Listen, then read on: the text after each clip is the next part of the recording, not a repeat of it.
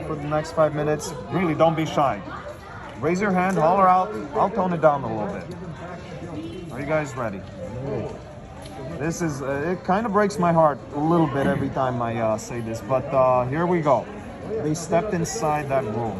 They saw these two hospital beds side by side with what looked on them like spouses, two of them.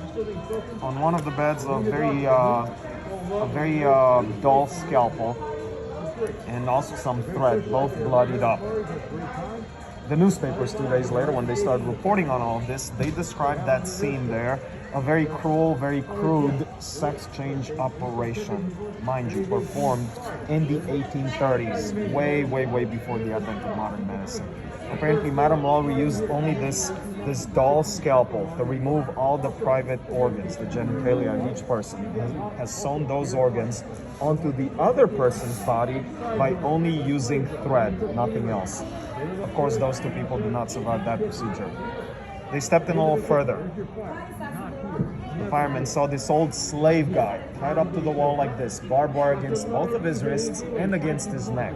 He was still breathing. They were happy to hear him alive. But remember, it was in the middle of the night. They couldn't see very well. We didn't have electricity. As soon as they approached him face to face, just a few inches away, now with the help of that dim moonlight filtering through the window, they realized he was not so fine. He had absolutely no skin left on his face.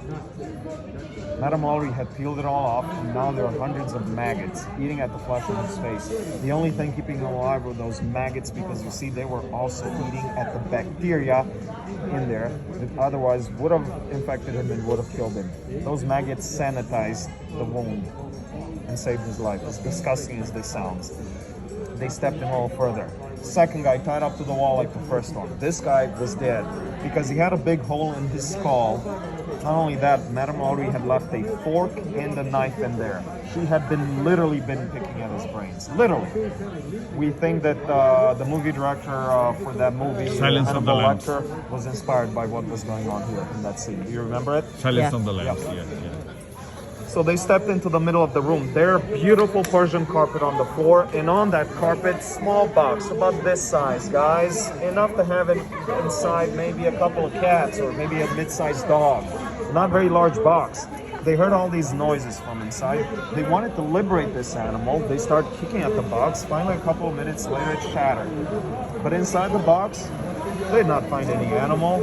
Instead, a fully adult, fully grown slave woman. The only reason she fit inside that tiny box is because Madame Lowry had broken every single bone in her body, every few inches apart. And because of it, was able to reset this poor woman's legs and arms in such weird, contorted ways that the newspapers 2 days later called this woman the human pretzel. Can you guys imagine a crushed human pretzel? They stepped in all the way to the end of the room. There, next to the other wall, they saw a teenage girl tied up to the wall, tied up to a chair. Tied up to a chair.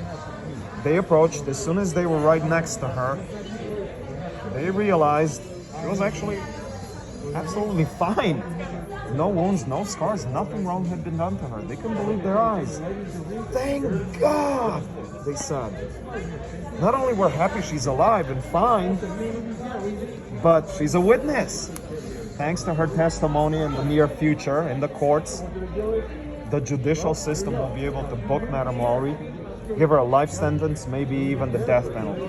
So very happily, they started unstrapping the girl from her bonds. But you see, guys, the only problem is, it's very likely that that girl was born in that room and only lived in that room her entire life, witnessing all this torture right under her eyes. So maybe she was not conditioned up here that there are good people and good things in life. Maybe she thought sadistic behavior and torture is all there is to life. So perhaps fearing the worst from these firemen, who actually were there to save her, but fearing the worst from them, as soon as she was freed from those bonds, she started running through the room as quickly as she could. She saw a window at the other end, and not knowing what's on the other side, or maybe knowing and hoping for death, she broke through the window. Guys, it's the window that's bricked in today. And the reason it's bricked in is because for the next 120 years or so, all the later owners of the house have been replacing the window, the glass, with the new one in the daytime, but at night, the glass would break by itself. And then they would put plywood for a couple of months. Then they would try glass again. They would break the very